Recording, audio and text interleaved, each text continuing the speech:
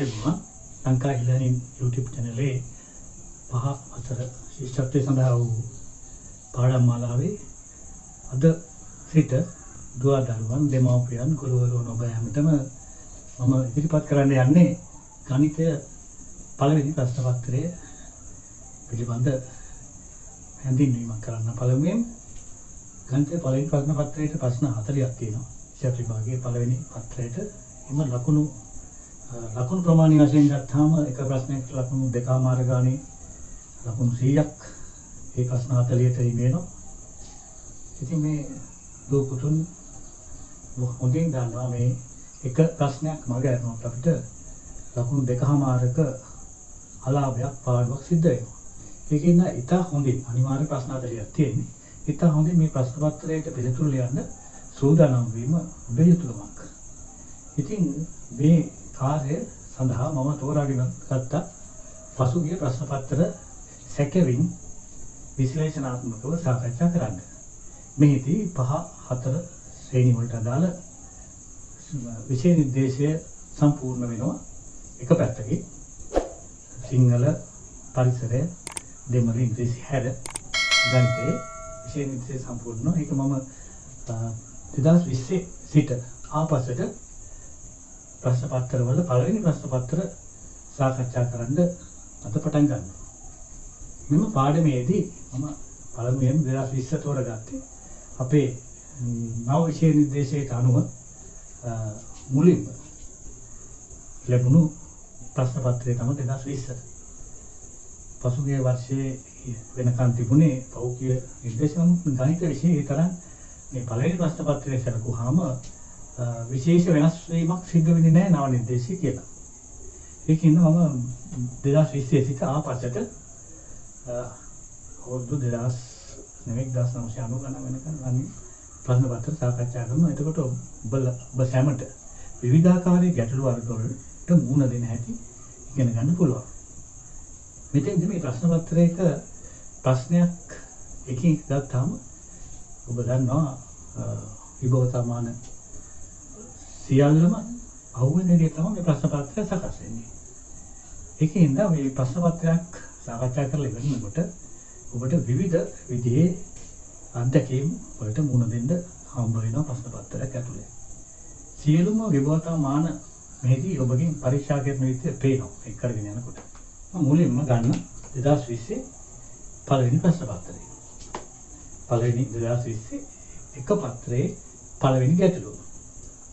මේ ගැටලුව සඳහන් කරොත් පළවෙනි ප්‍රශ්නයට අදාළ වෙන්නේ කොටුව තුල දී ඇති චිත්‍රයට වඩා සමාන අංශයේ ඇඳ ඇති චිත්‍රය කුමක්ද කියලා අහනවා. මේකේ කොටුවක් ඇතුලේ චිත්‍රයක් තියෙනවා. ඒතර උපදෙස් වල කියන්නේ මේ චිත්‍රයට වඩා සමාන වෙනසේ ඇඳ ඇති චිත්‍රය කුමක්ද කියලා. මේ ගත්තාම මේ පළවෙනි චිත්‍රය බලමු මල දිහා. කොටුව ඇතුලේ තියෙන චිත්‍රයේ මල ඊළඟ පිළිතුරු පත්‍රවල පිළිතුරු තුනේ තියෙන මලවල. දැනුවා ඔබට බොහොම පහසුවෙන් පේනවා අසමාන මලක්.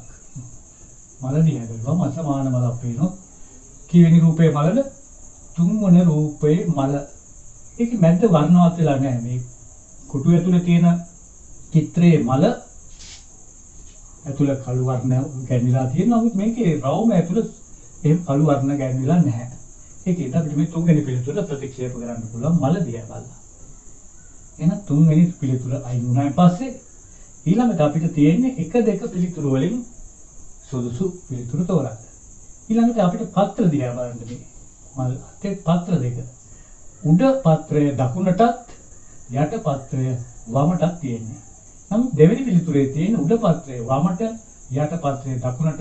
ඒක නිසා අපිට පුළුවන් මේ දෙවෙනි චිත්‍රයත් ඉවත් කරන්න සමාන නැති එකක් විදියට.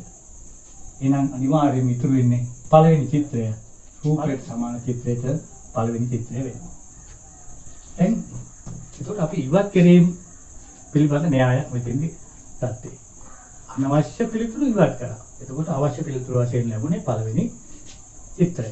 දෙවෙනි ප්‍රශ්නේ උපදෙස් වෙනස් ඊට වඩා. ඒ රූපයට සමාන රූපයක් ලබා ගැනීම සඳහා B රූපයේ සිදු කළ යුතු වෙනස්කම් ගණන කීයද? එනක වෙනස්කම් හොයන්න බෑ. පස්සේ ගණන ගමු අපි. වෙනස්කම් ගන්න බලන්න අපිට පේනවා ටීවී එකක් වගේ එකක් රූපවාහිනිය. එහා පැත්තේ B රූපෙත් එහෙම රූපවාහිනියම. දැන් අපි බලමු මේකේ මෙතන ඇන්ටෙනා දෙකක් තියෙනවා. ඇන්ටෙනා දෙකක් තිබුණා. මේ කොට ඇන්ටෙනාවේ කෙරෝලේ පොඩි බෝලයක් වගේ එකක් තියෙනවා. නමුත් මේ රූපේ එහෙම බෝලයක් කොට ඇන්ටෙනාවේ නැහැ. එහෙනම් ඔන්න එකක්. එක අඩුපාඩුවක් දැන් හවුයි. මම ඒක අංක 1 කියලා දාන්නම්. අඩුපාඩු එකක් තියෙනවා දෙවෙනි B රූපේ. මේ කොට ඇන්ටෙනාවේ කෙරෝලේ බෝලයක් නැහැ. ඊට පස්සේ බලන්න මේ ස්විච් දෙකක් තියෙනවා. රූපවාහිනිය දාන ක්‍රියාත්මක කරන ස්විච් දෙකක් තියෙනවා. මේ දෙකෙන් එහා රූපේ B රූපයේ දෙවෙනි ස්විච් එක පාට වෙලා නැහැ. මේකේ දෙවෙනි ස්විච් එක පාට වෙලා තියෙනවා. එහෙනම් ඒක තමයි තව එකක්. දැන් අඩුපාඩු දෙකයි. ඊළඟට පේනවා පළවෙනි A රූපයේ මේ ඍජුකෝණාශ්‍රාකාර කළු පාට කොටුවක් තියෙනවා. එහාට කොටුවක් තියෙනවා. හැබැයි ඒකේ කොටුව කොටයි. මේ තරම් උස්සට නැහැ. එහෙනම් ඒක තමයි තුන්වෙනි අඩුපාඩුව B රූපේ තියෙන. එහෙනම් අඩුපාඩු තුන මෙතන නොබ් එක මෙතන නැහැ. මේ ඇන්ටෙනාවේ බෝලේ නැහැ මේකේ. එකයි මේකේ පාට වෙලා තියෙන දෙවෙනි ස්විච් එක මේ දාන යට එක මේකේ සුදු පාටට තියෙන්නේ පාට වෙලා නැහැ මැද. මේකේ ඍජුකෝණාශ්‍ර කොටස දිගයි මේකේ කොටයි. එහෙනම් මේකේ තුනයි අඩුපාඩු තියෙන. එහෙනම් නිවැරදි පිළිතුර වෙන්නේ 3 සඳහන් වෙච්ච දෙවෙනි පිළිතුර තමයි. ඒකේ වෙනස්කම් ගණන වෙනස්කම් 3ක් කරන්න ඕන B රූපේ. පළවෙනි රූපේ ලැබෙන්න B රූපේ වෙනස්කම් 3ක් කරන්න ඕනේ. ඊළඟට තුන්වෙනි ප්‍රශ්නට යමු. තුන්වෙනි ප්‍රශ්නට යනකොට අපිට තේරෙනවා ඒකේ උපදේශ කියවමු අපි හොඳින්. 3 සහ 4 ප්‍රශ්න දෙකටම එකම උපදේශය තියෙන්නේ. කොටුව තුල ඇති කාණ්ඩයට ඇතුළත් කිරීමට වඩා ගැළපෙන රූපය කුමක්ද? ඉතින් තුන්වෙනි ප්‍රශ්නේ කොටුව ඇතුලේ තියෙනවා සතු නරියෙක්. අල්ලෙක් වගේ සතෙක් ඉන්නවා, සිංහයෙක් ඉන්නවා, ඉබ්බෙක් ඉන්නවා. මේ කොටුවට දාන්නේ ගැළපෙන්නේ මේ අයගෙන් මකුළු වල. නැත්නම් මේ මෝරෙක් වගේ එකෙක් ඉන්නවා, මත්ස්‍යයෙක් ඉන්නවා, අශ්වයෙක් ඉන්නවා. මම හිතන්නේ මෙයා ඉවත් කරලා මම කුඹි වර්ගයට ඇවිත් මේ මකුළුව. එයා මේක සුදුසු නැහැ. එයාගේ පාද 8ක් තියෙනවා. මෙයාගේ ජලය ජීවත් වෙන මෙයාගේ කකුල් නැත්තේම නැහැ වරල් තියෙන්නේ. එහෙනම් වඩා ගැළපෙන පිළිතුර වෙන්නේ මේ කොටුව ඇතුළට දාන්න අශ්වයා. එහෙනම් තුන්වෙනි පිළිතුර තමයි වඩාත් සුදුසු. හතරවෙනි ප්‍රශ්නේ නැවත බලන්න. හතරවෙනි ප්‍රශ්නේ කොටුව ඇතුළේ තියෙන්නේ භාණ්ඩ. වාද්‍ය භාණ්ඩ 3ක්. ඒ කියන්නේ පෙර වර්ග 3ක් තියෙන්නේ. මණ්ඩලයේ තියෙනවා, ගැටබෙරයක් තියෙනවා, ඊට පස්සේ මේ දෙවුල් බෙරයක් තියෙනවා. බෙර වර්ග කීපයක් තියෙනවා මේකේ.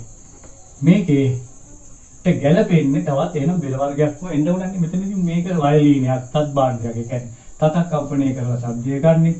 මේකේ තියෙන්නේ සර්පිනාවක්. එතන වාතය සහ මේ ලෝහ පතුරු කම්පණය කරලා මේකේ නාදය ගන්නෙ. මේක තමයි සම් භාණ්ඩයක්. එමෙතන හැමකට මේ තලලා එහෙම නැත්නම් අපි ගහලා ශබ්දය ගන්නෙ. මේවත් හම් වලට හම් සවි කරලා නාදය ගන්න භාණ්ඩ. එහෙනම් මේකට වඩාත් ගැළපෙන පිළිතුර වෙන්නේ පළවෙනි පිළිතුර. මේ පළවෙනි පිළිතුරේ ඉන්නේ තබ්ලා ජෝඩුවක්. 5. පහේ බලන්න. පහේ රූපයක් තියෙන සම්පූර්ණ කරන්න උවමනා පිළිතුරු 3ක් තියෙනවා. මේ පහේ රූපයේ බලන්න පහ රූපය ගත්තාම මේකේ අඩුපාඩු හොයන්න මෙතන අපේ රූපය වෙන සම්පූර්ණ කරන්න පුළුවන් මේක. පහේ රූපේ මෙහෙම හෝටල් බෝඩියක් තියෙනවා. මෙහෙම තියෙනවා මේ පැත්ත කොටයි මේ පැත්ත ටිකක් දිගයි. මේක පටියක් තියෙනවා. ඔය වගේ රූපයක් තියෙන්නේ. එහෙනම් මේක සම්පූර්ණ කරන්න මේකට ඕනේ මේ වගේ රූප කොටසක්. මේ දකුණු පැත්ත වඩා උස, වම් පැත්ත කොට යු අකුරු හැදී කොටසක් තමයි අවශ්‍ය වෙන්නේ. ඔකට පේනවා මේ රූප වලින් පළවෙනි රූපය වම් පැත්ත උසයි දකුණු පැත්ත කොටයි. ඒක වෙන්න බෑ. මේක දෙකම සමානයි, සමාන එකක් වෙන්නත් බෑ. මේ තුන්වෙනි රූපය තමයි වඩාත් නිවැරදි. වම් පැත්ත කොට දකුණු පැත්ත උස එකක් වෙන්නේ. මෙතෙන් සවි කරොත් තමයි යටින් සම්බන්ධ කරොත් තමයි රූපය සම්පූර්ණ වෙන්නේ. දැන් ඊළඟට ගමු අපි ප්‍රශ්නාංක 6. 6 බලන්න හොඳින් කියවලා කොටුව තුල ඇති රූපය බලන්න කියනවා. කොටුව තුල ඇති රූප බලන්න. කොටුව තුල රූප තුනක් පේනවා. 1 2 3. මේ රූප තුන එකතු කරලා හැදෙන්න පුළුවන් මේ රූප තුනෙන් කොහොමද කියලා අහනවා. මේ රූප තුන එකතු කරලා හැදෙන්න පුළුවන් රූපේ මොකක්ද? අපි ගමු ඉස්සල්ලාම මේ ගහේ පත්ත තියෙන නැත්නම් කොළ තියෙන කොටස මේ උඩ තියෙන. ඒකෙන් මේ රූපේ කෝකෙද තියෙන කියලා බලමු. මේ රූපේ තියෙන කෝකෙද කියලා බලුවාම අපිට පේනවා දෙවෙනි රූපේ වෙන්න බෑ කියලා. එයි දෙවෙනි රූපේ මේ ඉසිච්ච කොටස මේක ටික දකුණට වෙලා තියෙන්නේ. මේකයි නම් හරි වගේ පේනවා මේකට. මේ උඩ තියෙන ගහේ කොළ පත්‍ර ගත්තාම මේ පළවෙනි රූපේ පත්‍ර කොටසත් තුන්වෙනි රූපේ පත්‍ර කොටසත් හරි. දෙවෙනි රූපේ පත්‍ර කොටස වැරදි විත්‍ය පේනවා මේ උඩ එකට අනුව. දැන් ඊට පස්සේ තෝරන්නේ 1ද 3ද කියලා. මේ දෙකෙන් එක. මෙයා දෙක ඉවත් කරන්න පුළුවන් මේ පත්‍ර දිහා බලලා. දැන් 1 සහ 3 අපි බලමු මේ ඉන්න දෙවෙනි රූපේ කෝකේ තියෙන කියලා. දෙවෙනි රූපය බැලුවාම එකෙත් දෙවෙනි රූපය හරියට මේ වගේම තියෙනවා. ඒ කොටස තුනෙත් ඒක හරියටම තියෙනවා. එහෙනම් මේ දෙවෙනි රූපෙන් මේ දෙක කෝකද හරි කියලා තෝරන්න බෑ අපිට. නමුත් තුන්වෙනි රූපය පැහැදිලිව බැලුවම පේනවා තුන්වෙනි රූපේ මේ ඉන්න පිරිමි ළමයා. පිරිමි ළමයා මේ ගහට හොඳට හේතු වෙලා ඉන්නවා.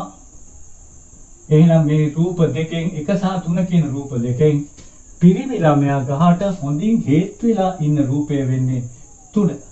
එහෙනම් මේ රූප තුන එකතු වෙලා සෑදෙන රූපය විදිහට අපිට පිළිගන්න වෙන්නේ තුන්වෙනි රූපය. කොළ දිහා බලලා දෙවෙනි රූපය වෙන්න බෑ කියලා අපි අයින් කරා. පිරිමි ළමයා දිහා බලලා පළවෙනි රූපය වෙන්න බෑ කියලා අපි ඒක අයින් කරනවා. මොකද පිට දීලා නෑ. එයා ගහට හේතු වෙලා නෑ. මේක හේතු වෙලා මේ දීලා තියෙන එකේ පිරිමි ළමයා හේතු වෙලා ගහට. එහෙනම් මේ වඩාත් ගැළපෙන රූපය තුන්වෙනි රූපය. අංක 7 ඉතාමත් පාසු ප්‍රශ්නයක්. 7 කියනවා රූප වලින් දක්වා ඇති අවස්ථා 3 අනුපිළිවෙලින් දැක්වෙන පිළිතුර කොහොමද කියනවා. ඒකේ මොනවද තියෙන ABC කියලා පේන රූප 3. ABC කියලා පේන රූප 3 බැලුවාම A වල පෙන්නනවා උල් නොකල අලුත් පැන්සලක්. B රූපයේ පෙන්නනවා උල් කරන ලද පැන්සලක්. C රූපයේ පෙන්නනවා මේක පැන්සල් උල් කරන උපකරණයක දාලා උල් කරනවා පෙන්නනවා. එහෙනම් වඩා නිවැරදි අලුත් පැන්සලක් අරගෙන උල් කරලා උල් වෙච්ච පැන්සලක් තුන්වෙනිවට තමයි ඇති වෙන්නේ. එහෙනම් මේක අනුපිළිවෙල A C B.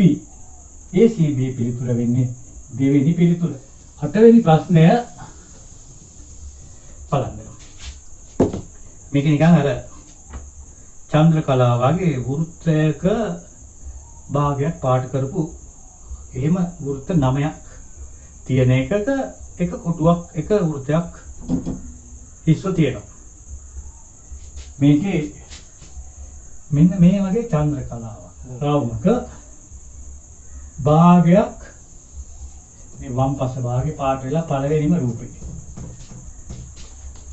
මුලම රූපයේ වම් පැත්තේ භාගේ පාට වෙලා තියෙනවා. දෙවෙනි රූපේ මොකද වෙන්නේ? දකුණු පැත්තට යන්න දෙවෙනි රූපේ වෙන්නේ මේ භාගය මෙන්න මේක සමානව 8 දිශාවට බෙදුවොත් ඔය වගේ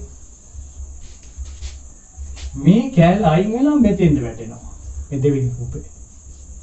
පේලියක් දිග යනකොට මේ පෙළ දිග යනකොට දෙවෙනි රූපේ මේ කැල අයින් වෙලා මේකට වැටෙනවා. ඔන්න ඔය භාගයේ පාට වෙන්නේ.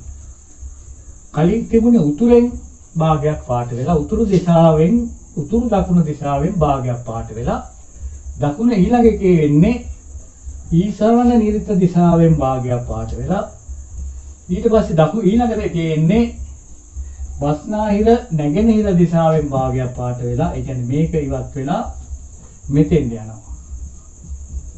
භාගයක් පාට වෙලා ඊට පස්සේ දෙවෙනි පේලියේ පටන් ගන්නකොට මේ කොටසයින් වෙලා මේක පාට වෙලා තියෙනවා. ඒ කියන්නේ වයඹ ගිනි කොන දිශාවෙන් උඩ භාගය පාට වෙලා ඔය වගේ මේ භාගය පාට වෙලා තියෙන්නේ. ඊට දකුණට එනකොට උතුරු දකුණෙන් දකුණු පැත්තේ භාගය පාට වෙලා මේක අයින් වෙනවා. මේක පාට වෙනවා. ඔය භාගය පාට වෙන්නේ. ඊට පස්සේ දෙවෙනි පේලිය අවසාන බෝල එනකොට මේක අයින් වෙලා මේ කොටස පාට වෙනවා. ඒ කියන්නේ නිරිත ඊශානයෙන් දකුණු පැත්ත පල්ලෙහා පැත්ත පාට වෙනවා. ඊළඟ එකේදී මේක අයින් වෙලා බටහිර නැගෙනහිර දිශාවෙන් යටපැත්ත පාට වෙලා තියෙනවා.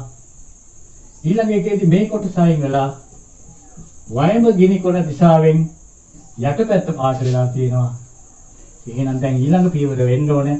එහෙනම් මේ කෑල්ල මැකිලා මේ දකුණු පැත්තේ ඉඳලා මැකිගෙන යන්නේ. මේක පාට වෙලා උතුරු දකුණු දිශාවෙන් වම් පැත්තේ භාගය තමයි ඔය කොටු කරන ලද එතන රවුමට එන්න ඕනේ.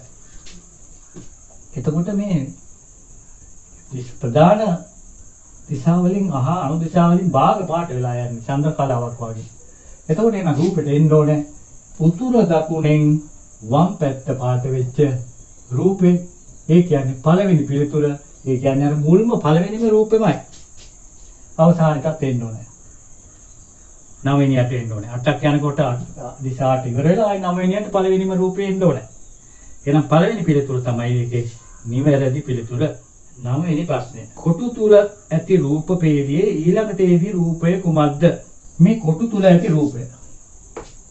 මේක හැබැයි ඔරලෝසු මූණතක් වගේ පෙවරට එහෙම එකක් නෙවෙයි විත්‍ය පේනවා. මේක ඔරලෝසු මූණතක් වගේ නෙවෙයි. මේ විරුද්ධ ඒවායි දෙක කරපුවාම එන්නේ දිශා. ඒ 8 දිශාවමයි තමයි. මේක හැබැයි ඔරලෝසු මූණතේ වගේ කැරකෙන කටු දෙකක් නම් තියෙනවා. මේ කටු කැරකෙන ස්වභාවය ඒක පින්තූරෙන් පින්තූරයට අපි බලමු මොකද වෙන්නේ කියලා. ඒක රටාවක්කට අනුව තමයි මේ කරකැවෙන්නේ. පළවෙනි රූපේ කොට කටුව වගේ එක තියෙන්නේ මේ උතුරු දිශාවට. දිග කටුව තියෙන්නේ වයඹ දිශාවට. උතුරට කොට කටුව වයඹට දිග කටුව තියෙන්නේ. දෙවෙනි රූපේ උතුරට තිබිච්ච කොට කටුව ඊශාන දිශාවට ගිහින් තියෙනවා. දකුණු පැත්තට කරකැවිලා තියෙනවා එක දිශාවක් ඊශානට. මේක වයඹට තිබිච්ච දිග කටුව කොටස් දෙකක් කරකැවිලා මේකේ කොට කටුව කරකැවුනේ එක කොටසයි. දකුණට.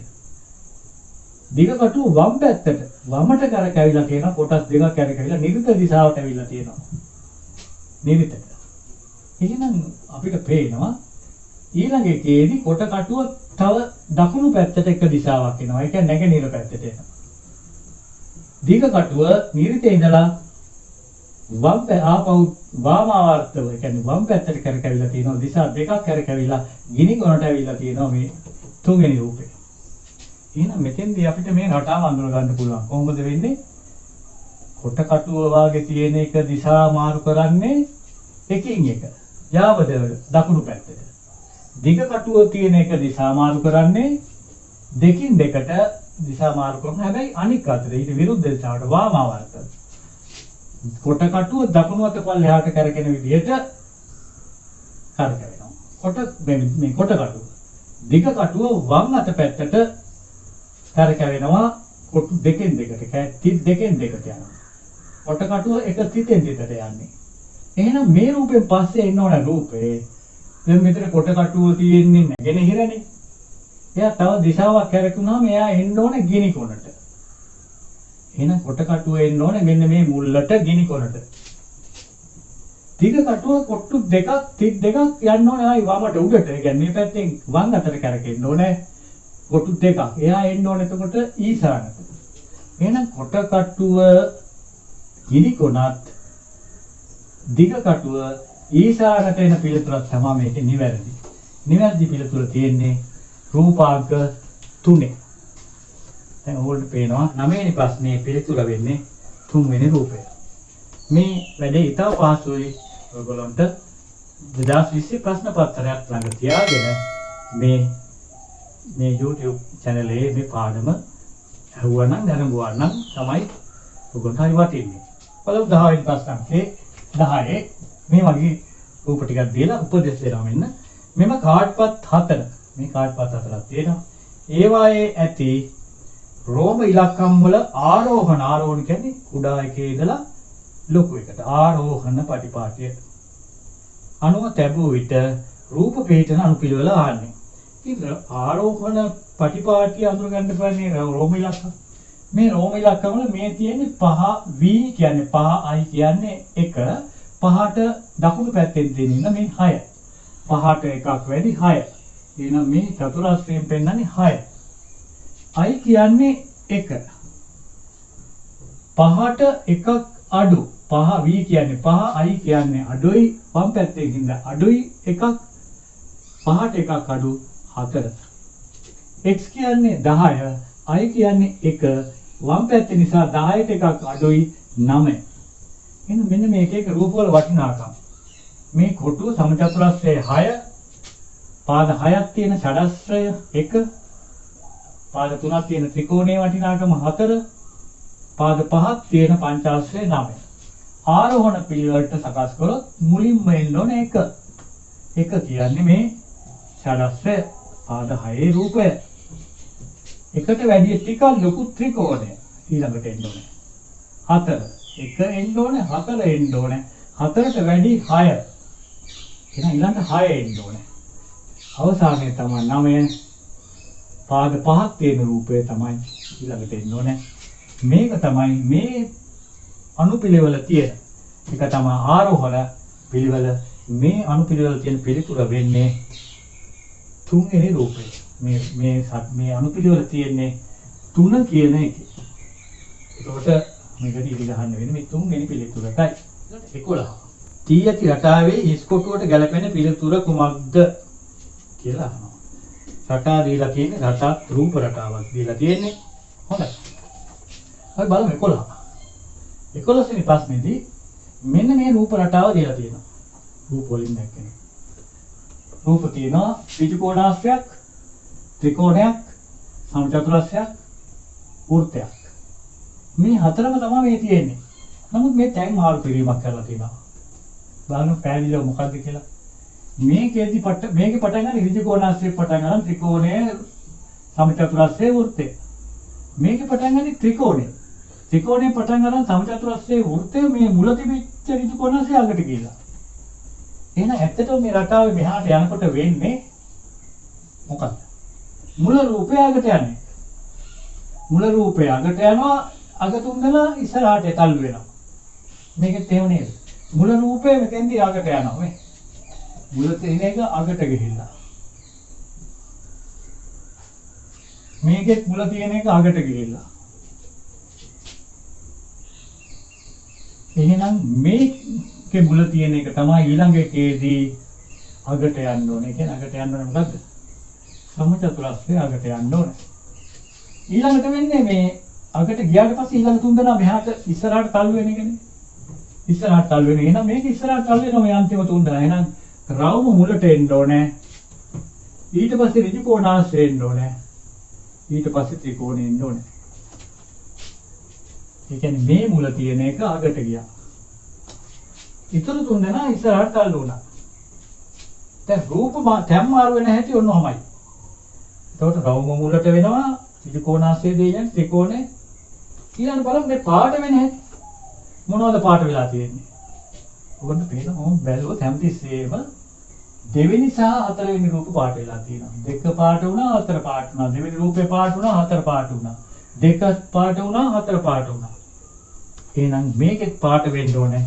දෙක පාට වෙන්න ඕනේ. හතර පාට වෙන්න ඕනේ. මේක තමයි හිස් එකට එන්න ඕනේ. හිස් රටාවේ ගැලපෙන පිළිතුර වෙන්න ඕනේ මේක. මේ පිළිවෙලට රවුම ත්‍රිකෝණාශ්‍රය ත්‍රිකෝණය සමචතුරස්‍රය පාට වෙන්නේ ත්‍රිකෝණාශ්‍රය සහ සමචතුරස්‍රය මේකේ දෙවෙනි පිළිතුර. දැන් බලන්න 12 වෙනි ප්‍රශ්නේ. 12 වෙනි ප්‍රශ්නේ මම කියවන්න. 966 999 හා 39765 යන සංඛ්‍යා මේව හරහට මේ සංඛ්‍යා හරහට තියෙන්නේ. මේ සංඛ්‍යා දෙක 389 796 15ට. දැන් මේකෙන් පහසුවෙන්ම පුරවන්න පුළුවන් හරහට පුරවන්න පුළුවන් කොහොමද? 39765 පුරවන්න පුළුවන් හරහට කියන්නේ මේ අතට. 15ට කියන්නේ මෙහෙම. එහෙනම් අපිට පළමුවෙන් බොහොම පහසුවෙන් පුරවන්න පුළුවන් 39765. 39765. ඔබ තමයි හරහාගන්නේ. එහෙනම් ඊතුරු දෙක 15ට බලමු. 15ට තියෙන ඒවෙන් 796 හතෙන් පටන් අරගන්නේ මේ මෙතන තමයි 7. එහෙනම් මේක වෙන්න ඕනේ අනිවාර්යයෙන්ම 796. 796 මොකද හතෙන් පටන් ගන්න එච්චරයි තියෙන්නේ. ඊළඟ 15ට 3ක් තියෙන්නේ මේ මෙතන. 300 පටන් ගන්න 389. දැන් මේක පිරවල ඉවරයි මේක ඉවරයි මේක ඉවරයි. දැන් ඊතුරු දෙන්න තියෙන්නේ මොකද? 966යි හරහට 999යි. මෙතෙන් 999 දාන්න බෑනේ 9ක් නෙවෙයි මේ 6 තියෙන්නේ. එහෙනම් අනිවාර්යෙන් මෙන්න මේ 966 තමයි මෙතෙන් වෙන්නේ. 966. ඉතින් එහෙනම් ඊටු පිළිච්ච නැති එක තමයි මේක 999. දැන් මේ සංඛ්‍යා වලින් ප්‍රහේලිකාව පුරවල ඉවරයි අපි. පොරොත්තු පස්සේ ඇති. මේ දැල ඉස්කොටු දැල සම්පූර්ණ කරලා මේ තියෙන හරහට සහ 15ට කියන අපිට දීලා තියෙන උපදේශ අනුව අපි දැන් සම්පූර්ණ කරලා ඉවරයි. දැන් ප්‍රශ්නේ අහන්නේ මොකද්ද බලමු. එහි හතරවන තීරයේ තීර තියෙන්නේ මෙහෙම. මේවා තීර. මේවා තීර පල්ලෙහාට තියෙනවා තීර. හතරවන තීරය 1 2 3 4 වෙනි තීරය. මේක තමයි 4 වෙනි තීරය. 4 වෙනි තීරයේ 15ට ලැබෙන සංඛ්‍යාව කුමක්ද? මොකක්ද 4 වෙනි තීරයේ පල්ලෙහාට ලැබෙන්නේ? 69. එහෙනම් අවශ්‍ය පිළිතුර 69. 4 වෙනි තීරයේ පල්ලෙහාට එන්නේ 69. 69 කියන්නේ 3 වෙනි පිළිතුර. මේ පිළිතුර තුනේ 3 වෙනි එක. හොඳයි. 13 වෙනි ප්‍රශ්නේ. පහත දී ඇති රූප දෙක මේ රූප දෙක. පහත දී ඇති රූප දෙක විනිවිද පෙන්න කඩදාසියක ඇඳ ඇත. මේක විනිවිද පෙන්න කඩදාසියක ඇඳලා තියෙනවා. රූප දෙකෙහිම සී අකුරු දෙක එක මත සී සලකුණු එක මත එක පිහිටනසේ එක් කඩදාසියක් මත අනේක තැබූ විට ලැබෙන රූපය. මේක උඩ තිබ්බහම ලැබෙන රූපය. ඉතින් මේ දෙක එකට සම්බන්ධ කරන්න තියෙන්නේ. මේකට උඩින් මේක කියමු. එතකොට මේ ඉරට කෙලින් මේක වැටෙනවා. කොහොමද? සී එතන සීට එක කෙලින් තිබ්බහම සී උතන මේ ඉරට කෙලින් මේ ඉර වැටිලා එක ඉරක් වගේ පේනවා. ඊට පස්සේ මේක තියෙනවා. ඊට පස්සේ මේ ඉර වැටෙන්නේ මේ කෙලින් වැටෙනවාම. ඔන්න. එතකොට මේ දෙක එකතු වෙලා ඉන්න අකුරක් හැදෙන්නේ. මේ ඉසෙත් සහ අනික් අතට ඉසෙත් එකතු වුණාම මොකද වෙන්නේ? මේ ඉරට කෙලින් මේ ඉර වැටෙනවා. ඊට පස්සේ මේ ඉර ඔහම තියෙනවා. මේ ඉර මෙහෙම වැටෙනවා. ඔහම. ඊට මේ ඉරට උඩින් මේ ඉර වැටෙනවා. දෙක මේක ඉරක් වගේ. මේ ඉරයි සම්පාත වෙනවා. මේ ඉර ඇඳෙනවා. මේ ඉර ඇඳෙනවා. මේ උඩ ඉරි දෙකත් එකක් උඩින් එකක් වැටලා ඔහම පේන්නේ. මේක තියෙන මේක අපි ඉස්සලාමින් මේ ඉර ඔහම තියෙනවා. මේක ඔහම තියෙනවා මේ රූපේ. මේක ඒකට උඩින් වැටෙනකොට මේ ඉර මෙතනින් වැටෙන්නේ. මේක උඩින්මයි වැටෙන්නේ. එච්චරයි. එහෙනම් මේ දෙක මේ තෙල් කඩදාසි වල හරි විනිවිද පේන කඩදාසි වල ඇඳලා එකක් උඩ එකක් තිබ්බාම මෙන්න මේක තමයි ඇඳෙන රූපය. මේ රූපය තියෙන්නේ තුනේ. තුන්වෙනි පිළිතුරේ මේක තියෙන්නේ. එහෙමනම් මේ රූප දෙකේ එකතුව මේක උඩින් මේකට තිබ්බහම මේ රූපය වැටෙන එක තුන්වෙනි ප්‍රශ්නය. තමන් එක කෙලින් මේක මේ ප්‍රශ්න පත්‍රයේ තියෙන මේක එහායි. නමුත් මම කරේ මේ එහායි තිබිච්ච රූපේ මේකට යටින් කෙලින් ඇදගත් එක විතරයි. ඇඳගෙන බැලුවා එකක් උඩින් එකක් වැටෙනකොට එක මත එක වැටෙන ඉරි මොනවද? මේ දෙන්න එක උඩ වැටෙනවා. මේ ඉරයි මේ ඉර වෙනම මේ ඉර වෙනම. මේකේ මේ දෙන්න එක උඩ එක වැටෙනවා. මේ ඉර වෙනම වැටෙනවා මේ ඉර වෙනම අලුතෙන් වැටෙනවා.